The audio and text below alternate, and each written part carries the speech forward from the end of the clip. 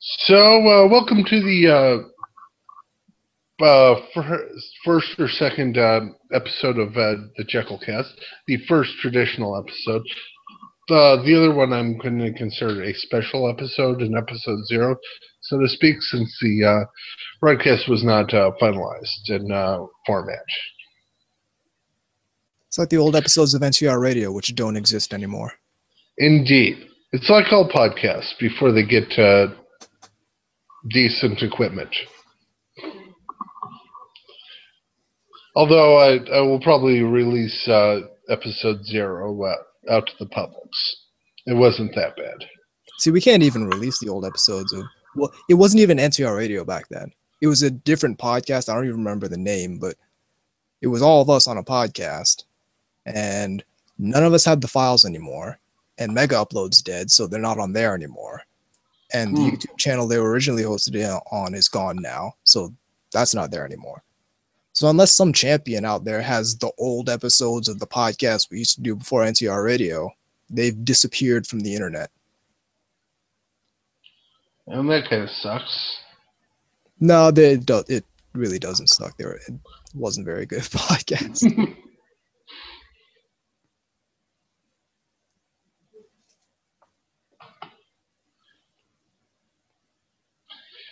Well, it sort of sucks in a way that something's lost, but to a certain extent, but yeah, I don't really care. Yeah, we are. Yes, we are actually recording, so yay. Let's see. So, anything interesting happened with you? Not much, really. I've mostly been building Gundam models and watching anime. Okay, good. Oh, and actually, I think I should introduce everyone to the rules of the Jeckyllcast Watch That Anime podcast. Okay, rule 1. Every episode should have optimally be about one anime show or franchise. Since it allows us to keep on at least someone on topic. It allows you to not become NTR Radio, where we do like 85 tangents. Oh, yes. Yes. However, multiple shows in a singular franchise do count as one show. Second, I'd like you to refrain from swearing, and I'd like my future guests to do the same. It's something I can do to allow for getting on iTunes and whatnot.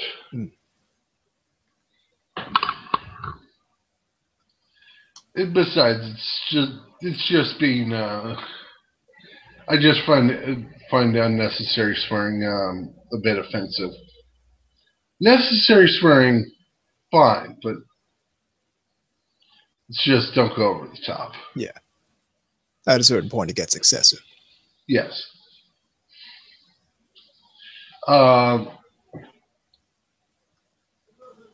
Let's see. Rule 3. I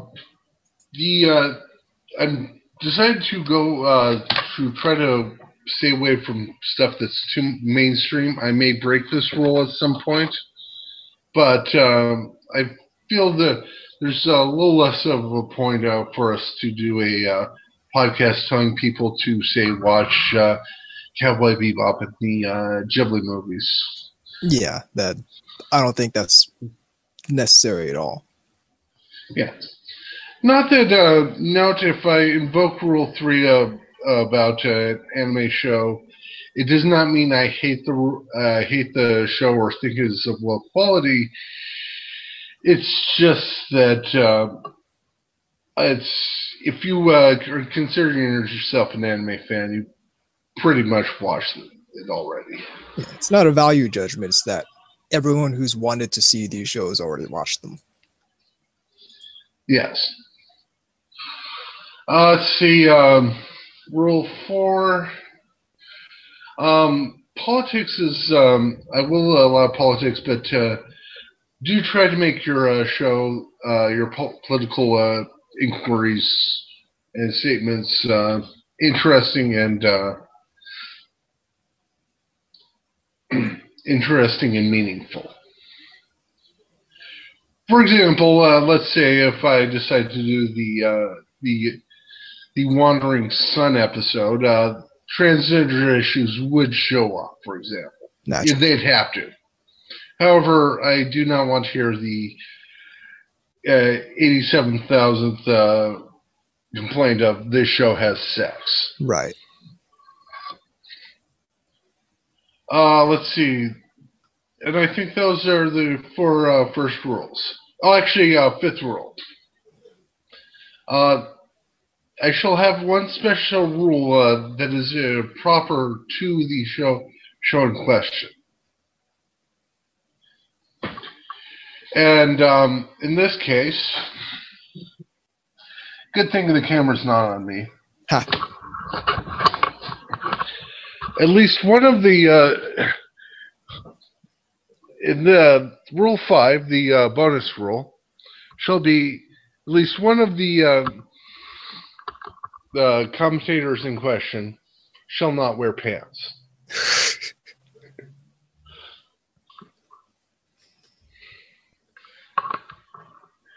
And I've decided to elect myself for 2 reasons. It's kind of hot around here, and 2, the camera's not on me. Oh, don't worry, I'm in my strength trunk, so I'm not ashamed. See, you should have told me beforehand. I got the camera on the top half. I'd be doing anything down here. You'd never know. Yeah. Okay. And why is the 5th rule the rule that we shall not wear pants? Or at least I shall not wear pants? Because this episode is about strike witches. Yes.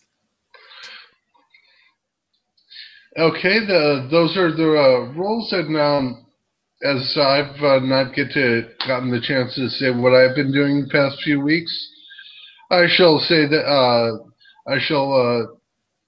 say that in a little bit of chatter before we get on to our topic. Okay, I've been watching several shows, about 8 shows this season. Let's see. Crap. Oh yeah. Well, I try to be a reviewer, so I have to do that much to keep on top of things. Let's see. Starting, I break it down by days. So starting down by Tuesday, I start off my week with,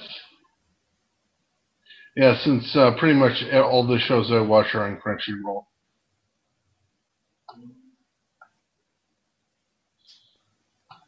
I do like Crunchyroll. Crunchyroll is very nice. Oh yes, especially if you have a service. Mm-hmm. Okay, let's see. I start off with I think it's on every Tuesday.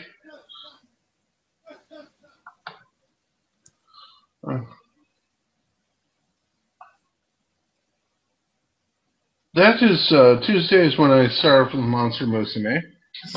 Great show. Oh yes, yes. I'd say I'm not usually a fan of the ecchi, but this show's getting it for me. It's a really well executed ecchi show, you gotta say. Yeah, so that's the thing. I think it's just the characters that make it work. Yeah. Let's see. Then on Wednesdays, it's Fumoto Amaru-chan. Also a great show. Oh, yes, indeed. Have you ever seen a show called Hanamaru Kindergarten? I've heard of it, but I've never actually seen it. Okay. The way that I describe that show, Hanamaru Kindergarten, is that imagine Kodomo no Jikan and make a completely non-offensive version of that show. It's like it's like the girls are in kindergarten and she's hitting on him, but he's like having none of it. Right. Well, whereas this looks like Oriumo, but without the incest angle. Yeah, that's actually a good angle to go with it. Yeah, since you think okay, she's the otaku little sister like Kirino was, but there's no way Oni-chan's getting any of that. Yeah, no. Every episode, he looks 110% done. Yeah. Oh yes.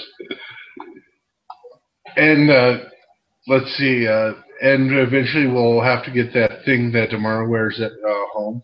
The hamster hood. They're actually calling it that thing Humara wears at home, as in his official name. Okay, then on Thursdays I watch School Live. Nice slice of life / horror show. I still need to get into that. It's I'd say it's interesting because the two have sort of I'd say there are two different flavors that work well together because I'd say the zombie spoilers, they're zombies. But the zombie element sort of mellows out the cuteness of the slice of life, and having the characters that they have makes it less feel like another Resident Evil clone. And if I can't get anybody to do that, I'll just have Mega Man in it. Let's see, then on Fridays is busy for me. Which I watch Gate, decent show. I'm really enjoying Gate. Oh yeah. Did you see episode 6, or I haven't seen 6 yet? Is that the latest one? Yeah. I have not seen that one yet. Okay, so I've just seen up to episode 5. Yeah, it's where this army goes into this fantasy world, and well, actually, I think that's well, first there was an attack by the fantasy world into Japan, and I think it's interesting in the way that I hate to go into spoilers, but it's in episode 2. They have another fight with the fantasy army, but and it goes pretty much like a modern army versus medieval army would go. Yeah, it goes exactly like you would expect that kind of fight to go. Yeah. Like, I remember a while ago, I tweeted a picture of this toy set, Army Men versus Cavemen. I'm like, this is a really one-sided fight. Yeah. Exactly how it goes. Oh yeah, in fact, and I think it's most interesting things so far is that they're coming to. I think they're just starting to come to grips to realize they just wiped out a whole section of this place's government without thinking. Oh yeah, that's what I'm really liking about Gate. Not only does it have the whole military thing, but it goes into the politics as well. Like it has all the surrounding situation going on there. Yeah. Let's see, and about 3 other shows that I watch on Fridays. I watch Shogeki no Sama, a shonen show about cooking. And with enough hot-bloodedness, you can make anything into shonen. Huh. Although it reminds me of this one truly torturous show I watched before. Not to knock on the show, but it's called Yakutate Japan. I've heard of that show, but I never watched it. Okay, imagine trying to watch that show on a carbohydrates diet. Ooh. Hello? Hello. Oh. Whoa. BZ is here. A wild BZ appeared. Is this which John is this? This is Sean Gibson, the Jekyll Geek. Oh, Jekyll That Geek. you I also- was thinking that's not. Why would y'all whose name is John Yeah, also exactly. care about yeah, but whatever your avatar is, I forgot the name of the show. Not Sylvester. Yeah. Wow, my brain is like dead tonight. Oh, Zvezda, that's it. Yeah. Yeah, a Zvezda World Conquest Zvezda plot. That's man, my brain died. Sorry. Okay. One thing, VZ. Have you ever seen Strike Witches? Oh, of course, I've seen all of it, except I have not watched the OVAs yet, and the reason is because, god damn it, for some reason the file just will not play on my computer. They're in like 1080p, and I guess like usually I have a really good hookup, but for some reason it just won't. So I have not seen the OVAs. Okay. I've seen the first two OVAs, but I've seen the first one. But I've seen all of. I actually had the show, but only on DVD. I should rebuy. I should really rebuy those first two seasons, like the really cheap. Okay. So you can stay because you know about the topic.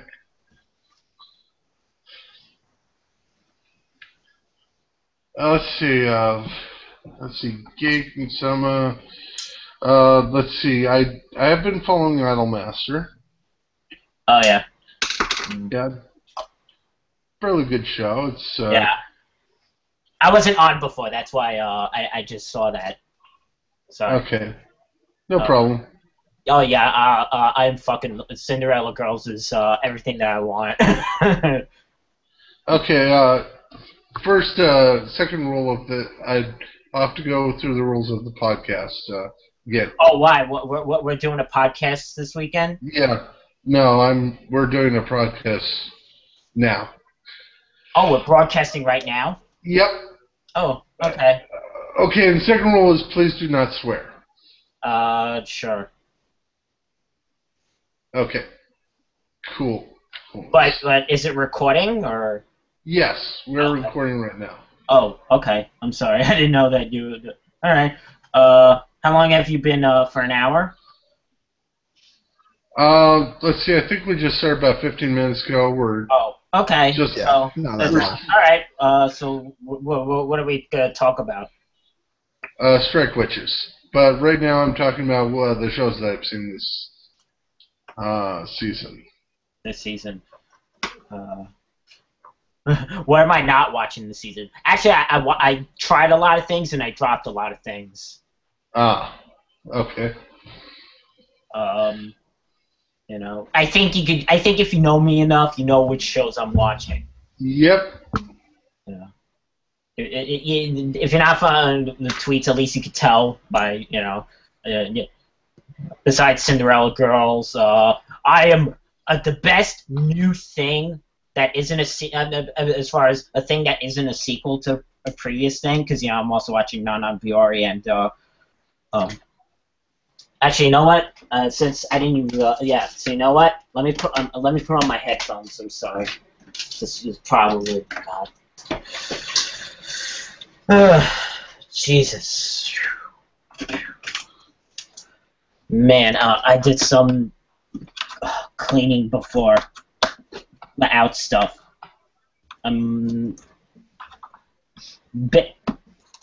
Basically, hold on. Let me, where are we? Hold on. Let me just set this up, built-in microphone. Okay, can you hear me? Yes. Yep. Okay. No, you know what it is? Yeah. I've been going through more stuff to sell Anubis. Ah. Yeah. So I got some stuff. I got some good shit The Language. Oh, so yeah, back to the season. Umaru-chan. Yes. Yes, we had just covered that. It's I've described it as the less incestuous version of Moreno. Well, if I have a description for a show, Wakaba Girl, I'm liking that too. I describe that show as basically it's Oreo frosting and nothing but. It's basically it's Oreo frosting and nothing but Oreo frosting. So it's a really white show. It's basically was it Empty Calories, the anime, and diabetes inducing and hyper sweet. What else? I did not care for the School Live. Yeah. A lot of people are really into that. I'm like, no, I'm sorry, this is too depressing. Me want out. Me want out. I'm like, I don't know. And oh man, today's Idolmaster episode was so good. Mm-hmm. It was basically Rika's episode. Oh yes. So need my Garu slut. Good language. We could say Garu. Garu's not a dirty word. Yes. But the show about big and little sisters. What? Anything else you're watching? Let's see. Our Horror Machine Gun. Another decent show. It's survival game, so it might be. Oh yeah, I can't get into those. I'm not really into those survival shows. I know that they're really popular. I don't think I actually. wouldn't say they're really popular. C3 Boo did worse than Flaws of Evil. Well, no. There's the sort of survival / I'm stuck in a game. No, he's talking about survival games, like the Japanese term for airsoft. Oh, that's what they. Okay, then. Yeah. Well, no, but did what's the other one? The one you like? The other one that you like? Sabagebu. Did that do good? I have no idea. Can't imagine it did all that well. I mean, this is just my opinion, but C3 Boo was better. I actually liked that show. I don't own it, but I liked I actually did enjoy that. I mean, it wasn't my favorite from that year, but that was just because 2013 was such a great year. This year's been a fantastic year, also. I mean, there's mostly sequels, but it's sequels to things I really like. What else? Oh, I'm also watching that's Sayu's Life. You watching that? No. I'm actually liking that. What else? I tried Prison School. I still need to see what I think of Prison School. It's I like I said, I appreciate it exists. It's just I not really for me. Cause all the SJWs are kind of like freaking out for it. It's like, I don't know what to make of this. Of course they don't. I don't know what to put this genre in. That's an actual quote from one of the people. I think you can figure out who. Sabagebu did not do all that well, but did a lot better than C3 Boo did. Yep. Oh, C3 Boo sold C3 Boo. I think it was it was like less than 1,000. Try less than 300. Yeah. I don't know why that sold as low as it did. I know it's because they changed the tone of from the manga, but still couldn't have been that. It was still a good show. Mm-hmm. Okay, and the other two shows I'm following is Charlotte and Heroic Legend of Arslan, which I'm guessing you guys have not seen. I still need to get on Charlotte. Yeah, I'm not watching either of those. Arslan's a remake thing because there was a movie. No AV in the 90s. Okay, OVA in the 90s, yeah. And it was like, wasn't that directed by the character designer for Gundam? I think it was. No, the current Arslan is character designers Kumara Kawa, Full Metal Alchemist, and Silver Spoon. Yeah, but that's probably the new one. I'm talking about the Yeah. original. I think the original one was done by the guy that did the original. That Yaz is the shorthand. I'm almost certain. Okay. That's I'll all. have to check out. Yeah.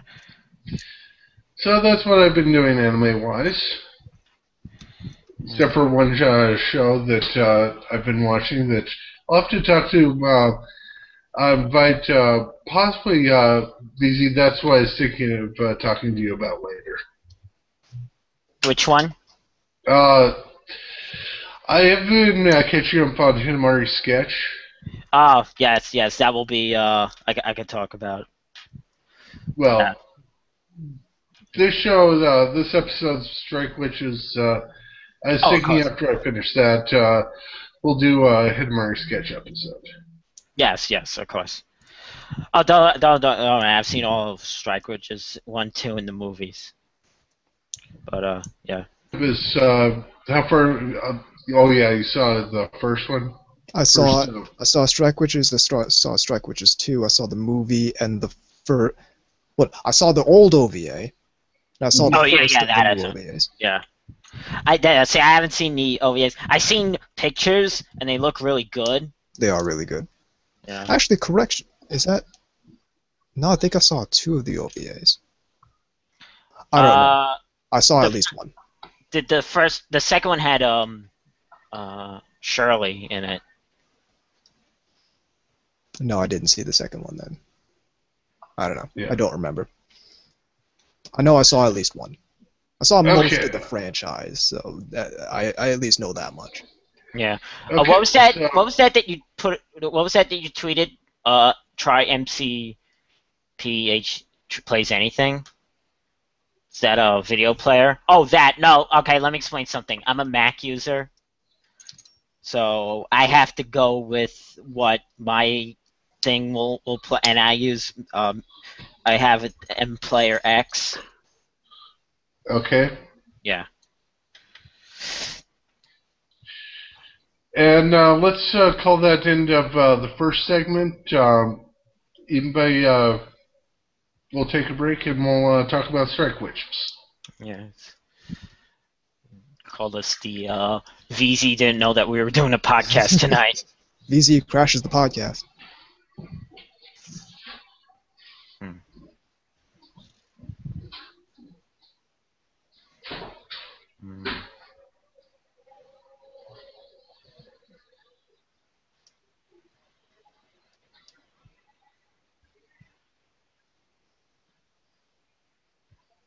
All right, I will be right back. Roger.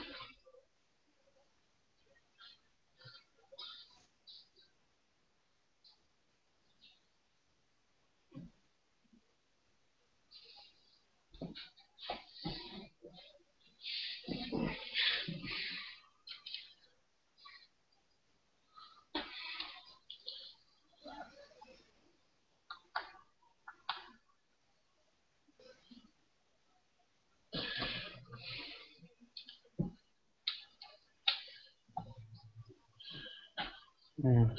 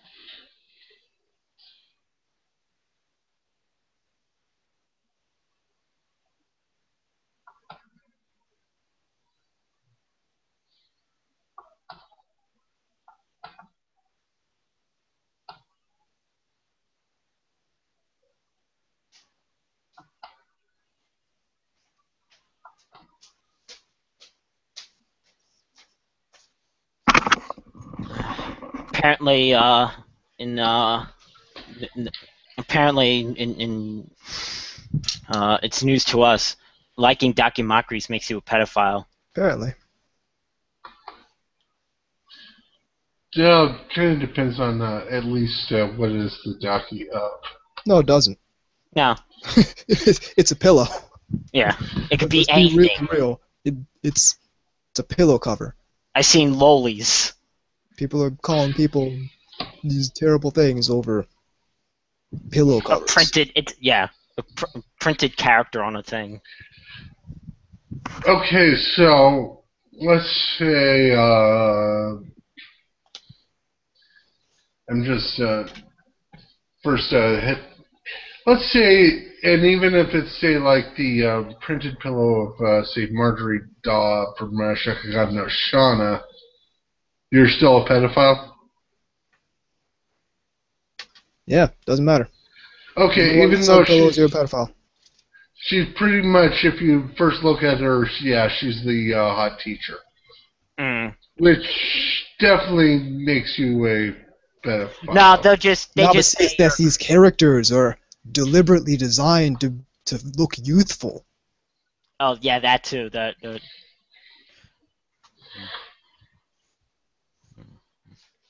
I'm smiling like it's a joke, but that's a legitimate argument that these people go with. baby waifus. Don't you know? Baby waifus. Baby waifus in Clannad. Clannad is full of baby waifus. Obviously, went into Clannad with this impress me sort of attitude and wasn't impressed by it because he went into it with this impress me sort of attitude. What do you expect? Actually, he did like it, but only at the end, like the end of After Story. You can like something. You can go into something with an impress me sort of attitude and then end up liking it. The point is, it didn't really emotionally resonate because you went into it saying, okay, I'm gonna sit here and actively resist this thing emotionally connecting with me, and then get disappointed when I'm not emotionally connected with the thing. Oh, well, wait till he gets into Code Geass, because that's the next thing. That's okay. Yeah. It's A-okay. That's his next thing. I don't even think I've listened to a full episode of that podcast in at least a year. Mm. Don't worry, I'll tell you if there's one that you really, really need to hear. Yeah. You listen to them so I don't have to. Yeah. What podcast are you talking about? Jeckyllcast. Oh, I haven't seen that. I haven't listened to it in a long time. It's probably a good call. Yeah, good call. No, actually, here's something interesting. I have to figure out the exact episode, but it was around the time Scott Pilgrim, the Scott Pilgrim movie was released, and you can actually hear something amazing. In one of the episodes, you can actually hear Zach Bergie audibly interested in something.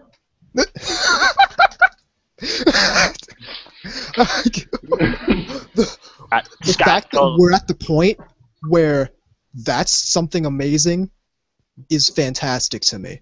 I tried watching that movie. That thing is wretched. I like the video game they put on Xbox Live Arcade. I actually remember. Yeah, I remember that podcast. He said something like, "It's like an anime. It's like no. It's more of a video game movie than like an actual video game movie." And like the actual video game movies that come out. Yeah. And then they made a video game out of it, and it's a good video game too. Mm-hmm. One question before we start. I know you have a weakness for robot shows that have robots with humanoid faces.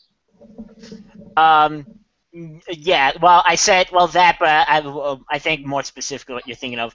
I have a weakness for shows where the focus is on the robot, and like basically they are the characters.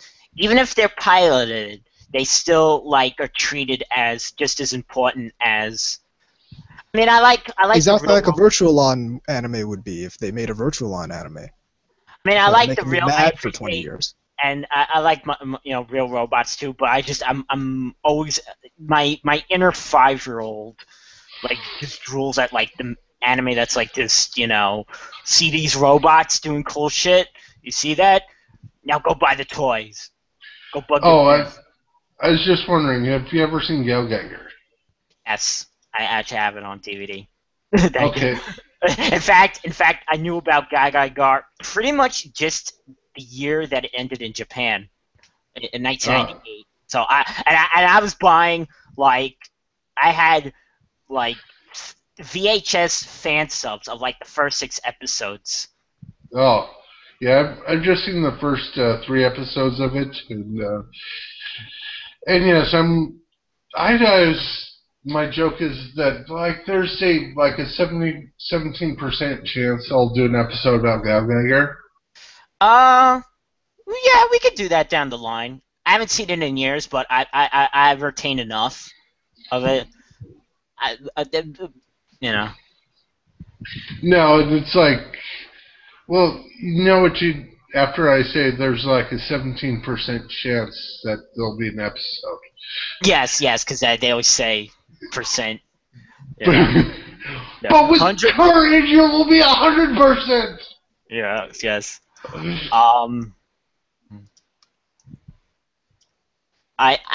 The only thing is I was disappointed by the ending of the TV series. And the OVA was okay, but honestly I like the beginning and even towards the end, but not the end. Okay. So I know I'm not nuts enough to buy that Soul Jigoku that just came out, even though because it's gotta focus the majority of my my brain power on those Love Live and Idolmaster Figma. That's gotta keep those idols. There's a reason my Twiddle thing is now give me more idols.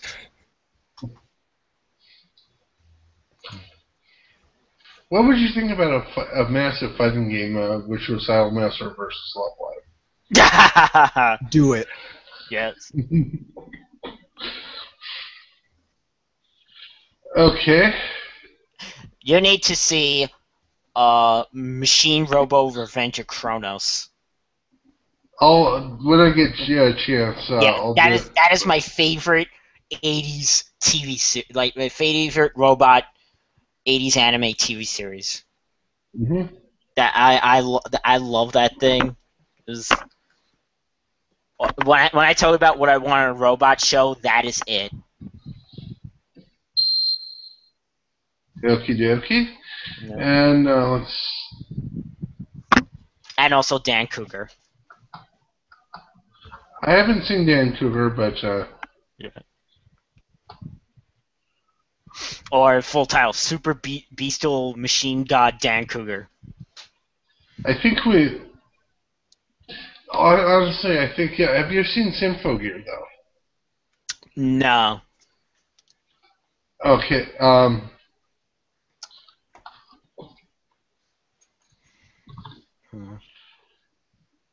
it's a show with 3 seasons, and... Oh, I know what it is. I just haven't. Okay, no, but there's this 3rd season right now, which is Senkei Zesho Symphogear GX. Yeah. Believe in justice and hold a determination to fist. Like,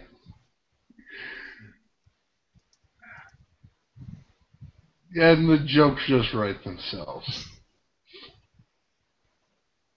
But enough of that. Let's get back to the show. Second segment. Second segment, Starto. Okay, welcome back, everybody, on this episode of our Jekyll Geek Watch That Anime podcast. This episode, we are talking about Strike Witches, and which means let's start off with a background about what Strike Witches is.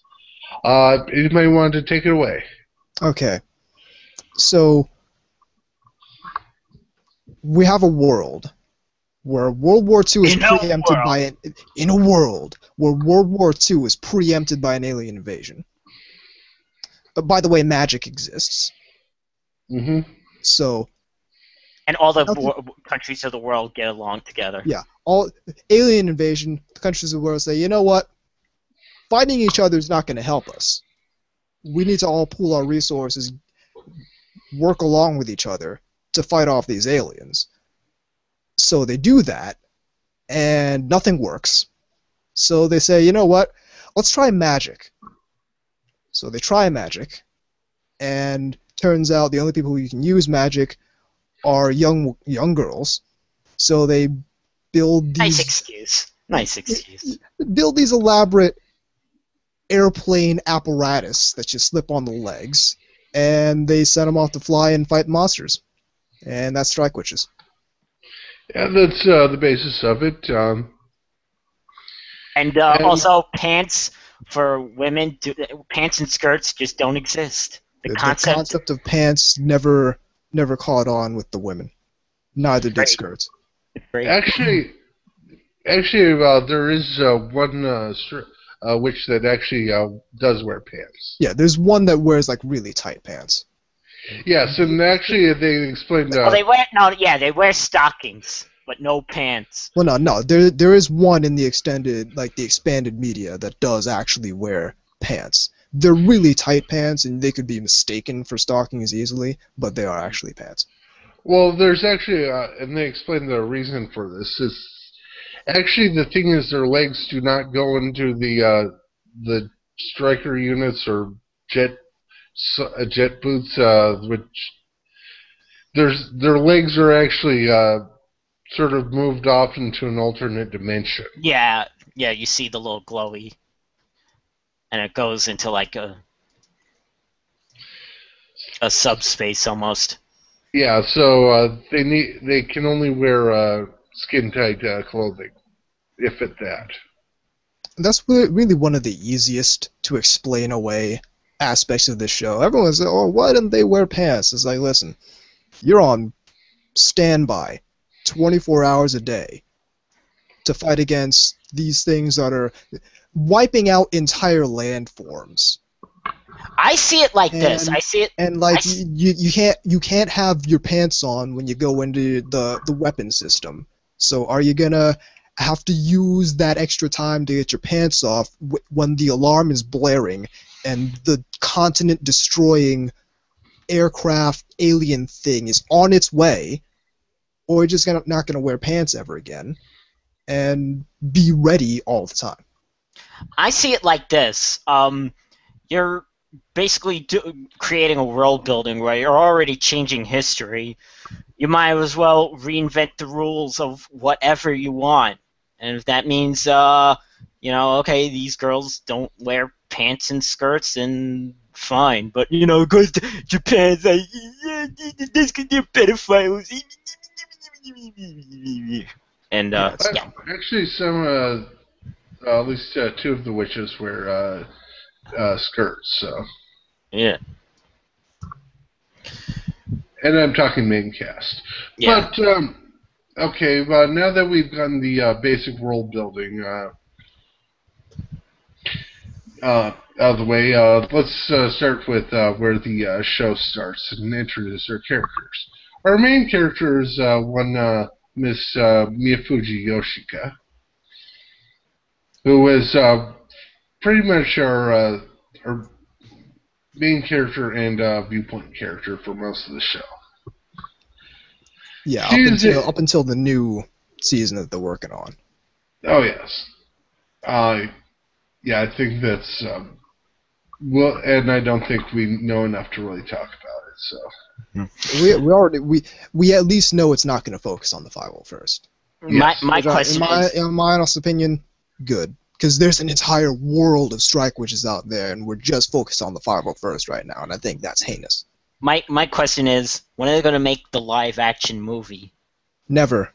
As far as if I can prevent it, never. Yes, and you have to realize there's one thing about difference about voicing a character who runs around in their underwear and acting as a character who runs around in their underwear is say. I know, but it'd be hilarious. Besides, you know they wouldn't do a good job. No. Besides, okay, we start off with the Yoshika, which is our young lady from the Empire of Fuso. Yes, yes, Pseudo-Japan. Who is actually the daughter of a famous scientist who worked on the striker units, but we never really see him. But she is contacted by another famous older witch, Sakamoto Mio, who wishes to induct Yoshika into the Strike Witches unit, known as a wing, since this is Air Force. And most of the characters are officers.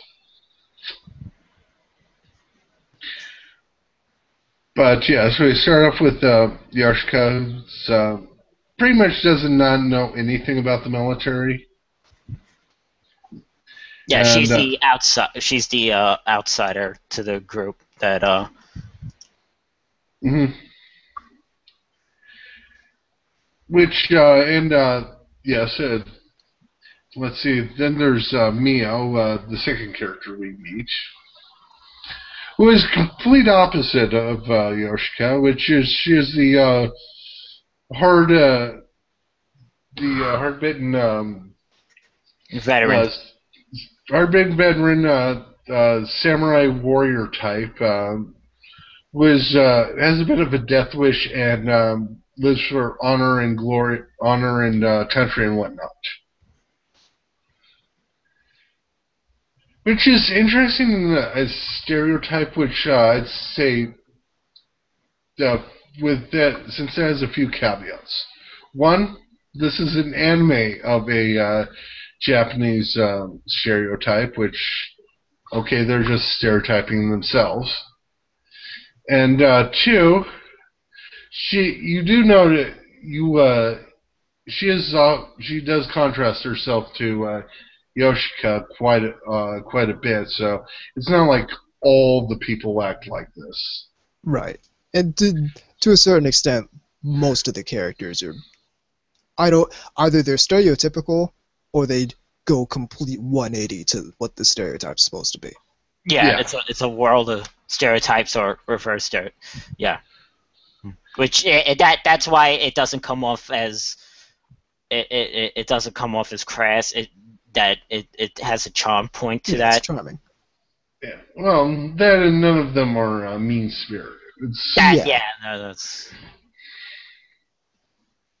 And three, I thought, well, she's a military officer.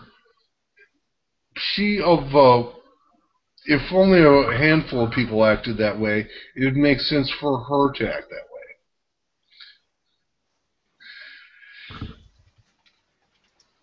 And let's see, then after we meet her, and I think we have an episode or two of them transferring from Fuso to, I think it's Albion in the first season.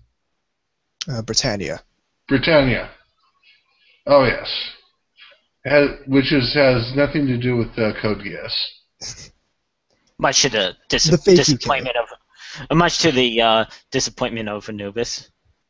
What are you talking about? Britannia is bad in Code Geass. Why would they be? Why would I like them defending Britannia? No, because never mind. Even though it has nothing to do with Code Geass. Strike Witches and Code Geass for Anubis. But Britannia, so we read the next two characters, Lynette and Perrine. The way I look at those two is like, I feel like it's in Yoshika and pretty much your basic shoujo setup, which is Yoshika's the main character. Lynette's sort of like the best friend character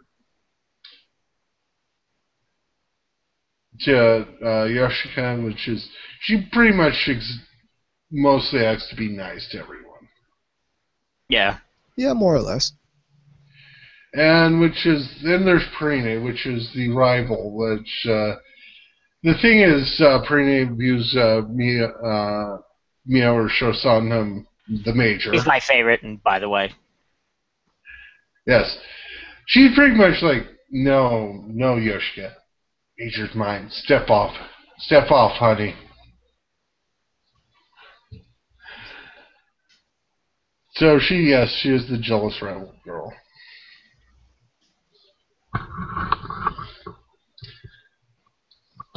And of course, Mio, that would make her the glorious senpai.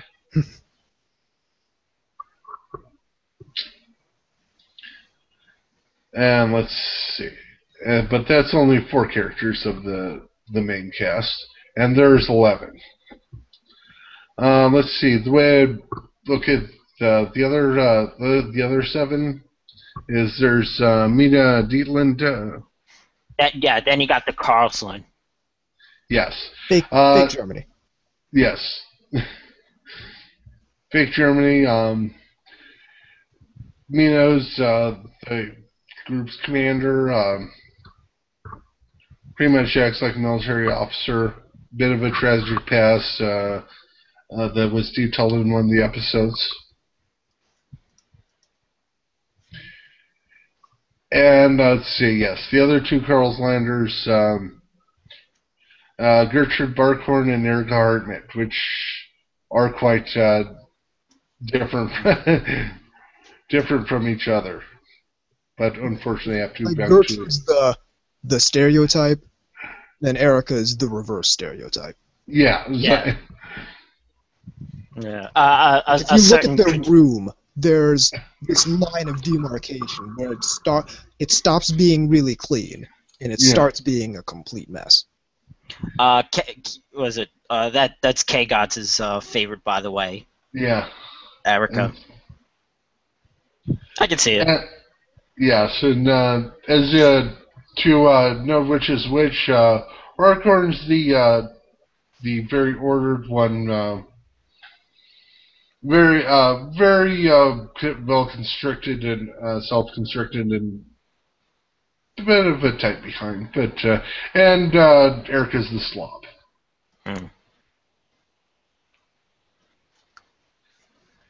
Let's see, and on Gertrude, she has her rival, as in the way that the ranking breaks down. You have Mina's on top, Mio Sakamoto is the XO. Then you have 2 captains, Burkhorn and the other captain, which is Charlotte Yeager, which I think is Anubis' favorite. Yes. From Fake America. Yes, Liberia. United States of Liberian. Yes. And she has a very prominent reason for being the American stereotype. And also the obsession with like winning also. Winning, Yeah. the obsession with speed. Yeah. There's a whole bunch of unnecessary stuff that kind of typifies America. Yeah. Which is pretty much why she's also Barkhorn's rival. It's like they're pretty much fighting over who's being third banana.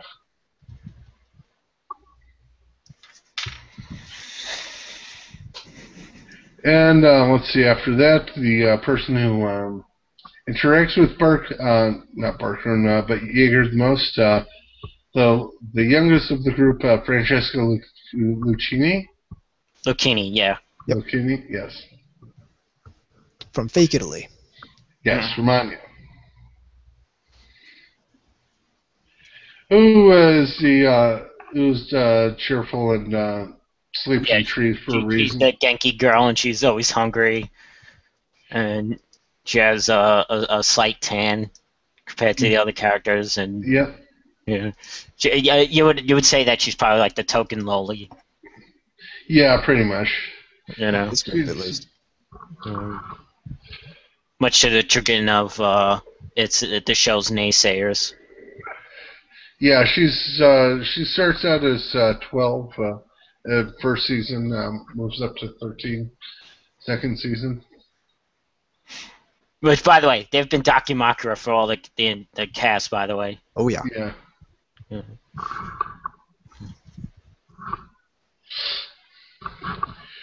Let's see, and that's 9 of them. So that leaves the other 2, Sonia Litovic and Ayla. Yep.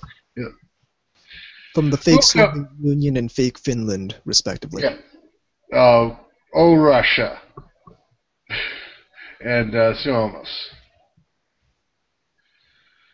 And Sonia doesn't interact with much of the group because she's the group's night watch.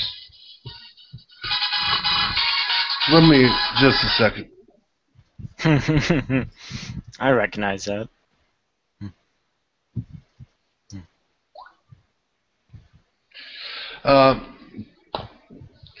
But yes, she's kind of sleepy most of the time for a different reason than Erica's sleepy, but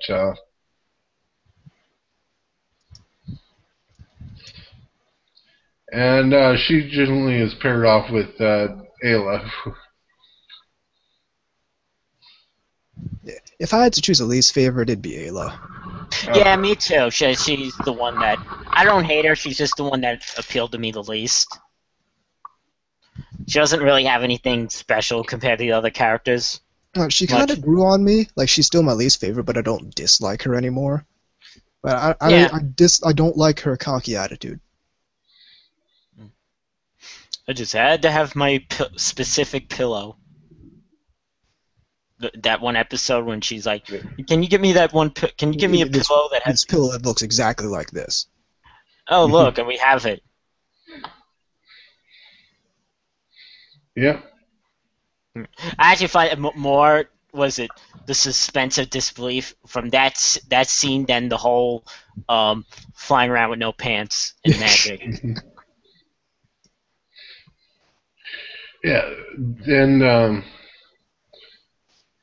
and there's also actually another reason why they use the witches is because, ironically, you wouldn't think of it, but they're actually really strong when they use their powers because most of the time they're fighting with a machine gun. And this isn't like a machine gun, like it's an M249. I can pick this up with one hand. No, this is like full MG42 heavy machine gun. Yeah, it's like saw 2 of them. Yeah, well, actually, I was you're thinking carrying around this rocket launcher with 9 tubes. It's or like I was thinking Nebelwerfer. Mm-hmm. Or it's like Lucchini being the petite 12-year-old girl who can wield a Browning machine gun. Yeah, or Lynette flying around with an anti-tank rifle. Yeah. Oh yes, that episode of the OAV. But yeah. See, now that we introduced the characters, let's talk what we can about the plot. Most of the I'd say it's pretty episodic most of the time because you have to introduce and get yourself situated to most of the characters, being that there's 11 of them, even though they're usually put into Mio than 5 pairings. I mean, to a certain extent, the show's mostly episodic up until like the last 2 episodes. Yeah. And that's for the first season and the second season. Yeah. Yeah. And I really think that works. Oh yes. Honestly, I don't think that you could really make that much of a plot story structure based Strike Witches anime. I don't think that would work as well as just having. We should say that it is based on a light novel.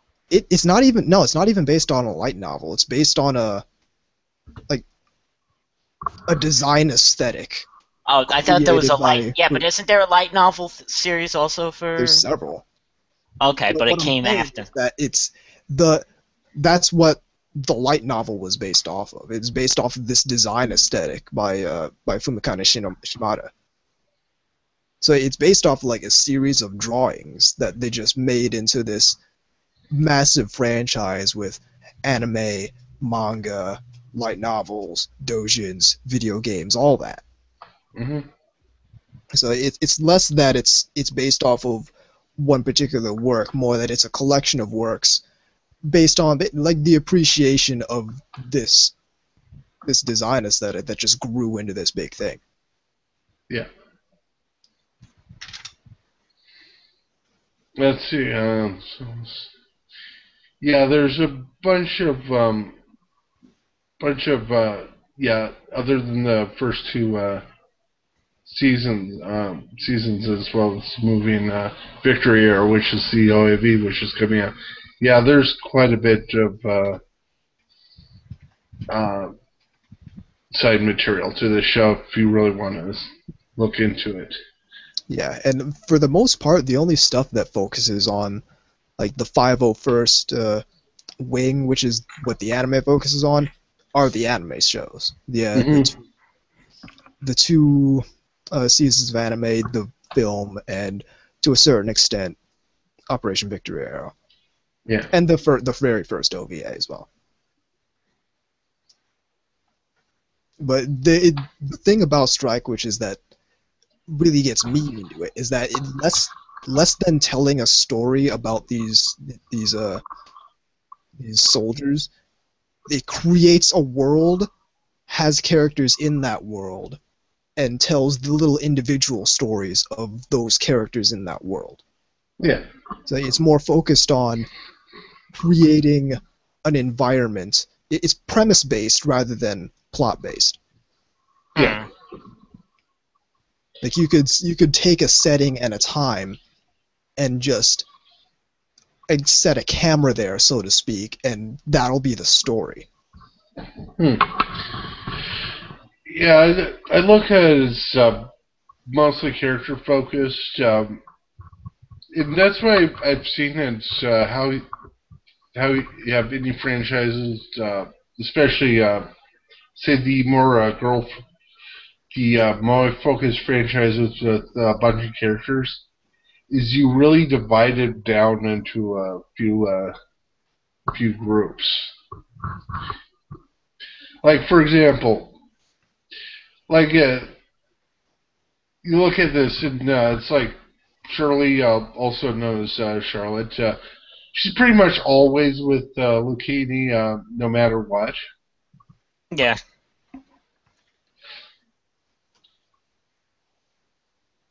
Yeah, it's like Shirley and Lucchini are together.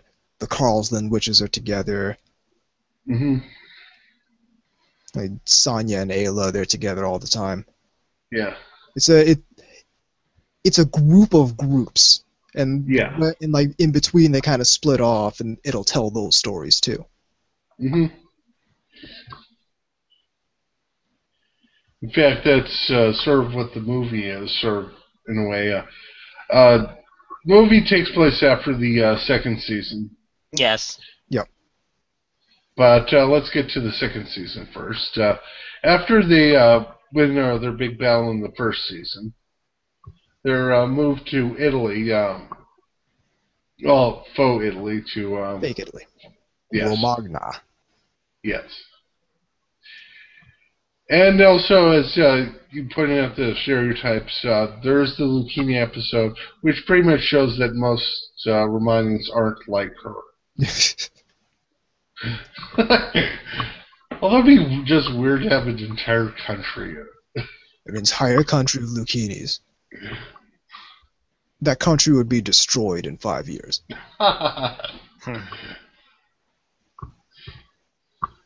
Yeah, pretty much that or country apartments.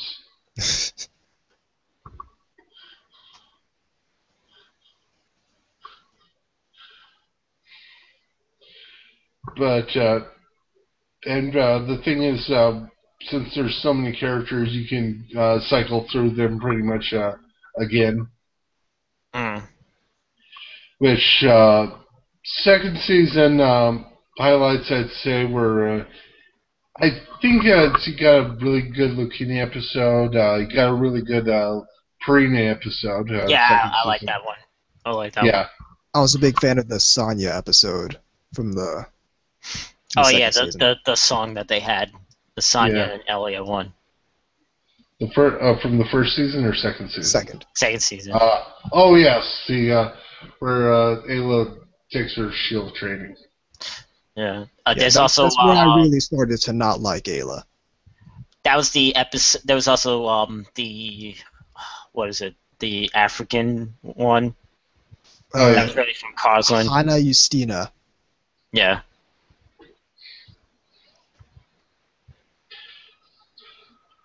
Yeah. That So episode was interesting. I like that. yeah. I didn't get the title. 5,000 overs. I don't understand it either. It's I probably think a reference to something I don't understand. Yes. Oh yes, and one thing you should note that there's a whole bunch of historical references. Oh yeah, yeah. Yeah, like Ton. oh yes. Like Yeah. you'll think you got most of the historical references. No, you didn't. There's an entire layer underneath that, and probably an entire layer underneath that as well. But remember the You start to question whether they're deliberate or not. Yeah. Remember the panty switching episode from the first season Yeah. Oh yes. and the review for that. Oh well, the thing is, there was a historical analog to that. Oh, I know, but I'm just saying that caused the A&N review for that episode. Of course. When they were, yeah. Well, yes. It's Also, girls don't grab each other's guys. Rest assured, girls don't grab each other's boobs. Yes, they do. I've seen it. Don't lie to me. no, I was thinking the seventh season, which had to deal with the story of let's see, Erica Hartman's real world counterpart being her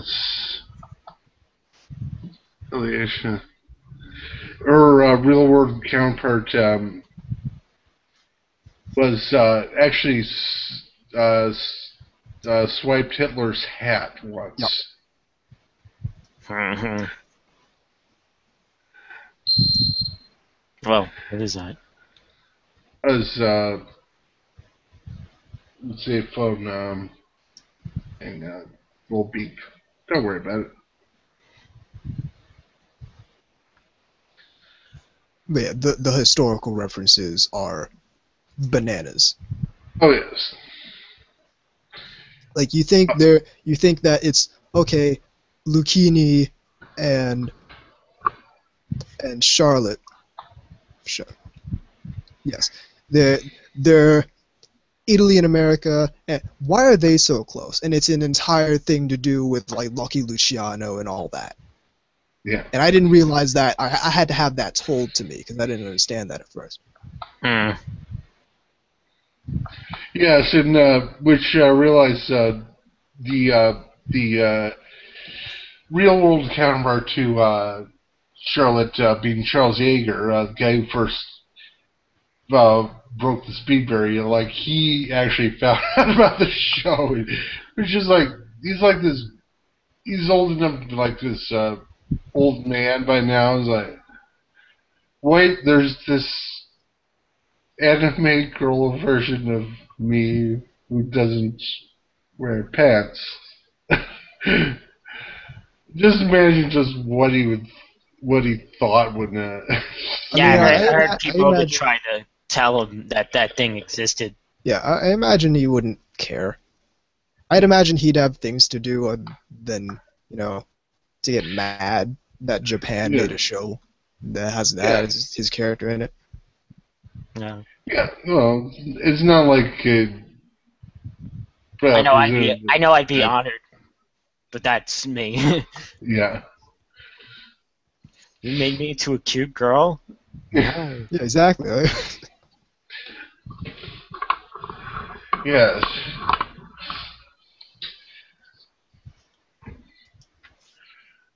But the thing is, it's somewhat hard to talk about this show because it is so episodic.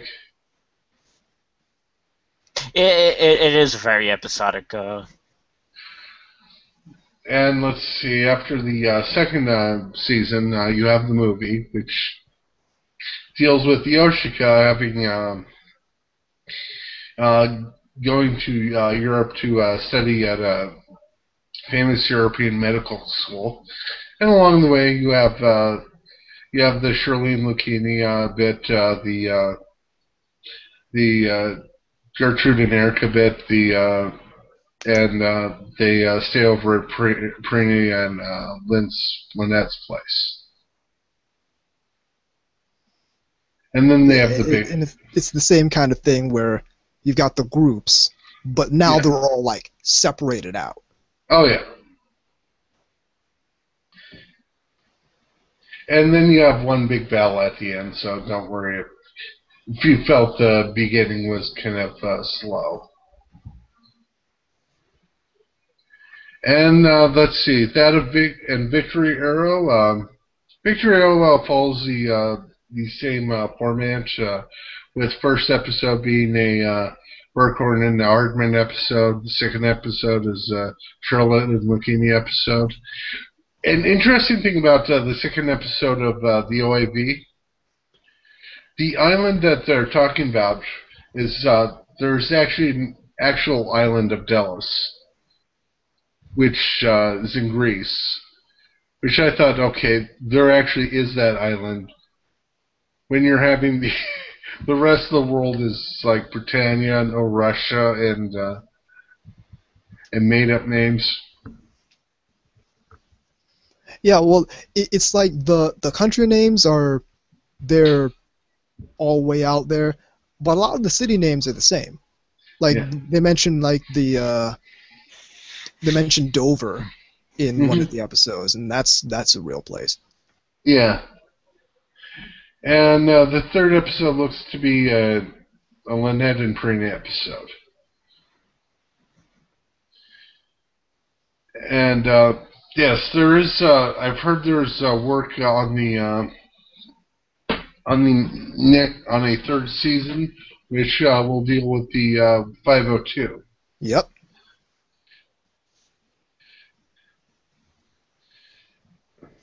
Again, I'm glad they're moving on to another wing. Yeah. Because it's kind of been the 501st show since the beginning of the anime until now, and now we're finally actually getting out into this whole big world. Because they've been introducing all these side witches from all over the place since season 2, but now we're actually starting to get a real focus on them. Yeah, and also I'd say that there'd be some difficulty doing the 501 after the movie because if they looked at if you talked about the movie, they pretty much start by saying, well, actually somewhere not in the start, but somewhere in the middle, that they're pretty much at the Neroi mostly under wraps. To a certain extent, but I don't know how much I believe that. Because here's the thing. Here's another thing I really like about Strike Witches. The Neroi are really mysterious, and as soon as we think we know something about them, they completely flip the script on us. Okay. Because you saw, like, in the first season, like this, they actually start to kind of make friends with the Neroi. And then the first thing you see in the second season is, okay, oh, it's one of the friendly Neroi. And then this bigger hive shows up and kills it. So it's like, okay, I guess we were wrong about being friends with the Neroi. I guess they still want to kill us. And so the whole thing is, we don't know what these things are. All we know is that they're killing people. They're making entire landforms just vanish. A lot of people are being driven out of their homes, out of their countries by these things, and we need to defeat them, and that's all there is to it. I'm really liking how the show handles the Neroi. Yeah. Because, I mean, even in the movie, they say, oh, okay, they can't, like, land-based Neroi can't cross water. And then we saw one cross water, not in the way that you might think, but we saw it happen. So we know that they are evolving, they are actually learning, but we still don't know a single thing about them. And that's one thing I really like about Strike Witches. The Neroi are this mysterious enemy. We don't know where they came from. We don't know what they want. All they know is killing people. And we need to make them not kill people.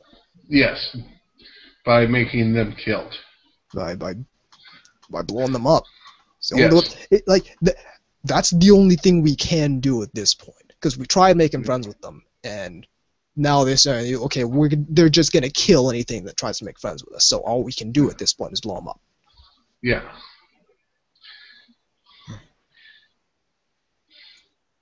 Yeah, it's like, well, I was thinking what they said is there's only about 3 hives left in the movies. That, after that, it would just be a repeat of the first 2 seasons if you just did with the 501. Oh, certainly, but I mean, there are 3 hives left, but we've seen hives form before, so we know that they just show up. We don't. Like, that's what I'm saying. Is like, yeah, there's 3 hives left, but we still don't know what they're gonna do. We don't know what they're doing. We have no understanding of them, and that's really scary when you think about it. Yeah. It's like, VZ, you came up with that idea of let's do Strike Witches in the 80s. Yeah, I would love that. F-14s and stuff. You understand the implications of that? A 40-year-long war against these things, we have no idea. Well, that's maybe scary. but maybe they like went away for a while and then they came back. That's scary too. They did show. That's they really did show.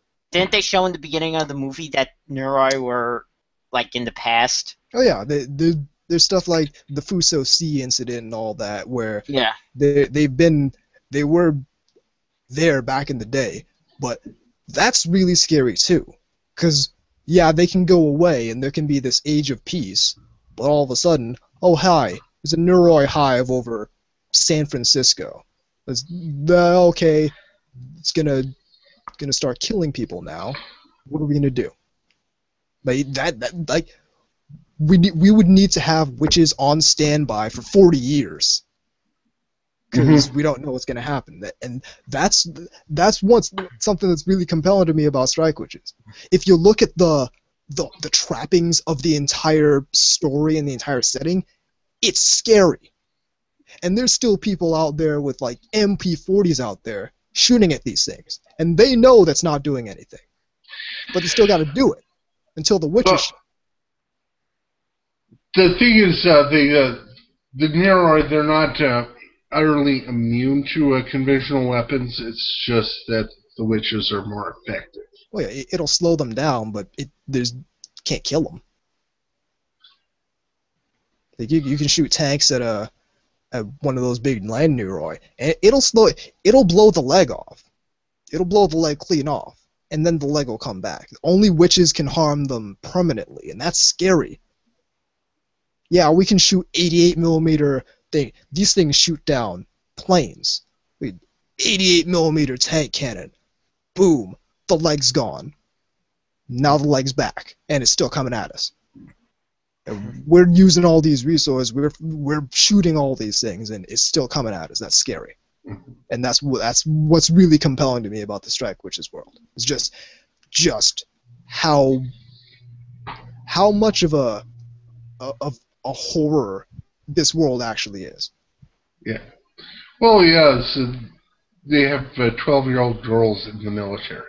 Yeah, like we're at the point now where we've tried everything, and some dude just raised his hand and said, "You know what? We've tried bullets, we've tried bombs, we tried everything. Well, let's try magic. We haven't used magic for however many years. Let's try magic, see if that works. Because we've tried all the technology we have. Let's try." And it turns out magic worked. Sort of. Neroi is still killing people, but now we can actually fight them. Yeah.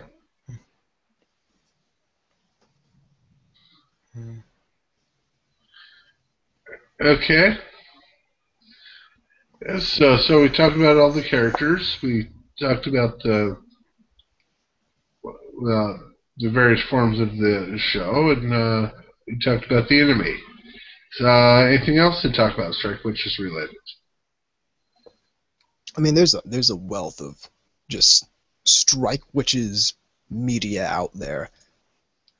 I would recommend the original OVA, the very first one that came out before the anime series ever did, just because it's about the length of a regular OVA, but most of it is background information. Like most of it is telling you about the world and a tour around the base and telling you about the striker unit and their weapons and all that. So I'd recommend the first OVA. Okay. But other than that, there's a wealth out there. There's manga, there's light novels. Mm-hmm. There's a few doujins that are actually canon. And honestly, I'd recommend majority of it, at least as far as I've seen. Yeah. I'd agree with you there. And also one thing, there's this overall media concept I like to coin called the porn hole. Okay. Okay, it's sort of like a black hole, but with ecchi. And it's like sometimes with it's like ecchi shows, or just any stuff that has sex in it. Sometimes the plot and the characters just fall into the porn hole. They get sucked in. But fortunately, I found the Strike Witches. Strike Witches doesn't get sucked into the porn hole. I mean, yeah, but the thing about it is how to put this. the ecchi is really more of just another trapping of the world. Mm-hmm. Like they just don't wear pants, and that's something everyone has to deal with. And if that's a sticking point to anyone, they probably shouldn't watch Strike Witches. But the world dictates they just don't wear pants, and everything, like all the ecchi that happens, like 95% or 90% or so of the ecchi that happens, is a direct result of that. Yeah. So it's not even that the ecchi can kind of detract from the characters in that way, because that's just another element of the world. Yeah. The way it's like, I think it's by the, if you just watch it long enough, you just get acclimated to it. Almost. You look at it and it's like, okay. Yeah. It's like the good version of Agent Aka. Agent Aka.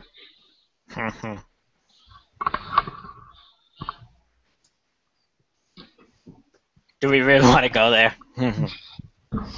No, except for Agent Ika's. There will be no episode of Agent Ika on the Jeckyllcast. That's how I'll try to stay positive. If I say I don't like a show, there'll be no episode of X. No, actually, there could be an episode of XYZ anime on the Jeckyllcast. If I can find the right person to co-host, yes, there will be an episode of X anime. I've only seen the Incomprehensible movie. Oh, yeah. Yes, imagine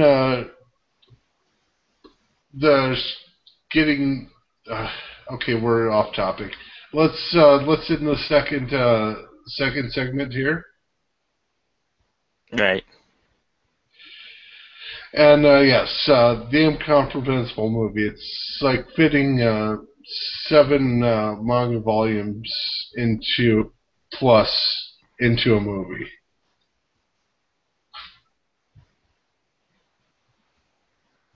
Because I think that's where Clamp was when they made the movie.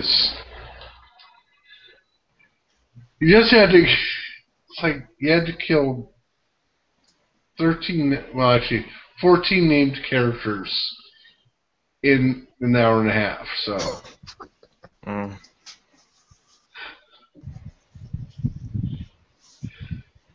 A&M Cast just did a discussion about that movie. And they didn't like it? No, they liked it. Mostly out of nostalgia. But that's pretty much what I said, incomprehensible. Oh, yes. Yeah, so it'll be probably mostly about the television series. Oh, yeah. If I do an episode of it, I did that. Television series makes a lot more sense. Yeah.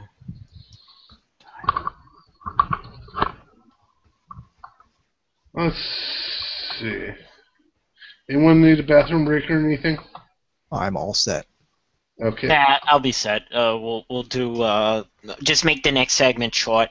So. Okay. I was planning on it. Yeah, maybe like 15 minutes. Or even if that. Well, welcome back everyone to the Jeckyllcast for our third and final segment. We have no email, of course, because I forgot to tell everybody what the email was. You can reach me at jeckyllgeek@gmail.com or on my Twitter handle. Currently it's at Jeckyllgeek, so you can kind of guess why this is the Jeckyllcast, because I am the main host. And the thing is, if you want to, you can be a guest host, like our lovely and competent guest host, Time Enforcer Anubis, and our surprise guest host, VZ Mark II.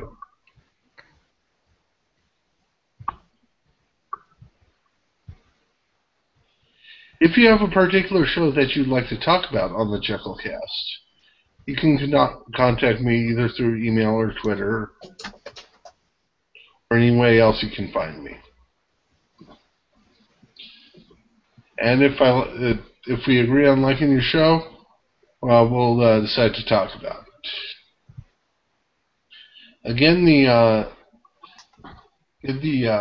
email is at jeckyllgeek@gmail.com, and my Twitter name is Jeckyllgeek as well.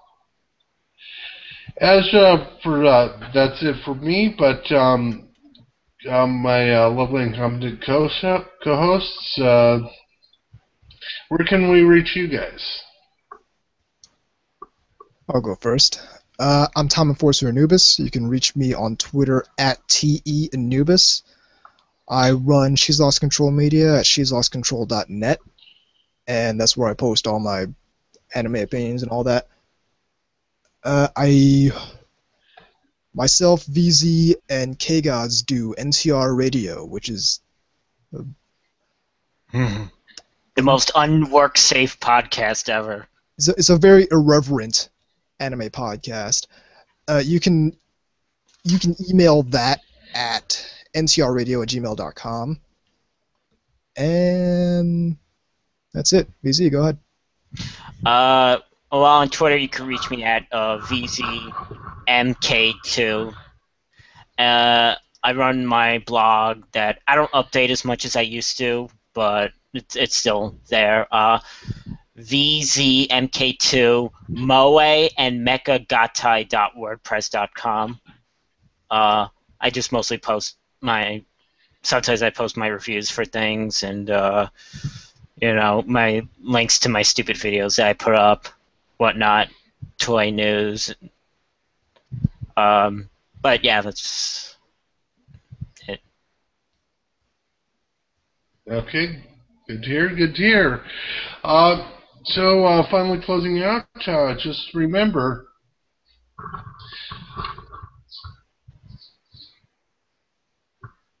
but it's just the price I pay. Destiny is calling me. But open up your eager eyes, because I am Mr. Brightside.